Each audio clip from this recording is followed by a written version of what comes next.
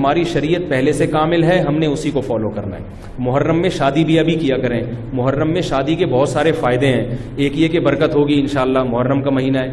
دوسرا فائدہ یہ کہ بدعت کی، جو لوگ سمجھتے ہیں محرم میں شادی غلط ہے تو بدعت کی مخالفت ہوگی، اس کا الگ سے ثواب ملے گا۔ تیسرا فائدہ یہ کہ محرم میں شادی ہال سستے ہوتے ہیں، سستے میں شادی ہو جائے گی۔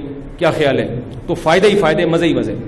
اور رہا یہ مسئلہ کہ محرم میں شادی ہوئی اور خدا نخواستہ ناکام ہو گئی، ابھی لوگ یہ بھی کرتے ہیں، ناکام ہونے کہہ رہے ہیں محرم میں ہوئی تھی نا اس لیے، تو ان سے بولو بہت سے میرے علم میں ایسے ہیں جنہوں نے ربیع الاول میں کی تھی، ان کی بھی ناکام ہو۔ شادی کے کامیاب ہونے یا ناکام ہونے کا تعلق اس سے نہیں ہے کہ رمضان میں ہو رہی ہے کہ محرم میں، وہ اس سے ہے کہ میاں بیوی کا رشتہ جوڑ کا تھا یا نہیں تھا، دونوں تمیز سے رہنا چاہتے ہیں کہ نہیں چاہتے۔